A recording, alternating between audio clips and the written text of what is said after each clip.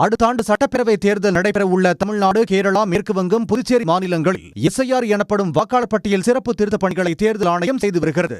இந்நிலையில் தமிழ்நாட்டில் கடந்த 4ஆம் தேதி முதல் பொதுமக்களுக்கு விண்ணப்பங்கள் விநியோகம் செய்யப்பட்டு வருகின்றன.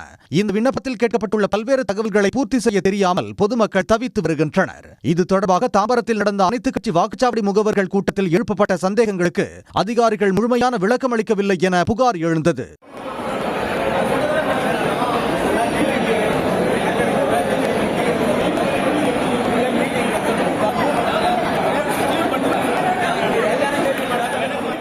தூத்துக்குடியில் வாக்குச்சாவடி நிலைய அலுவலர் தலைமையில் நடந்த சிறப்பு முகாமில் ஒரு நபருக்கு 4 படிவங்கள் கொடுக்கப்பட்டதால் குற்றச்சாட்டு முன்வைக்கப்பட்டது.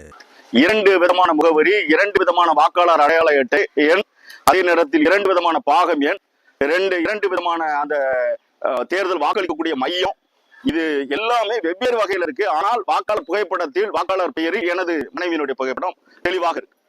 அப்ப இந்த வகையில இந்த தீவிர திருத்தம் என்ற பெயரில் வழங்கப்படக்கூடிய படிவங்களிலே இவ்வளவு குளறுபடி இருக்குன்னா இவர்கள் செய்யக்கூடிய முறைகள்ல என்ன குளறுபடிகள் இருக்கும்?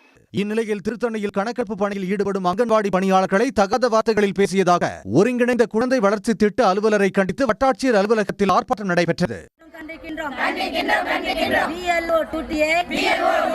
சிறப்பாக செய்வோம் அங்கன்வாடியை செய்யக்கூடாது என்று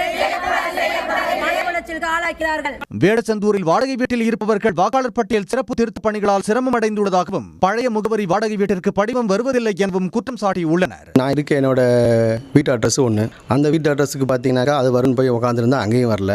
நான் வாடகை குடியிருக்கிறது வேறு அட்ரஸாக இருக்குது, அதுக்கும் வரல. இப்படி 2 நாளாக அலைஞ்சு 3 நாளாக அலைஞ்சும் கிடைக்கல. கடைசியில் ஏன் அது வேறு ஒருத்தங்க அட்ரஸில் வந்து அவங்க எனக்கு எடுத்து கூப்பிட்டு கொடுத்தாங்க. அது உங்களுக்கு தெரிஞ்சதுனால கிடச்சிது.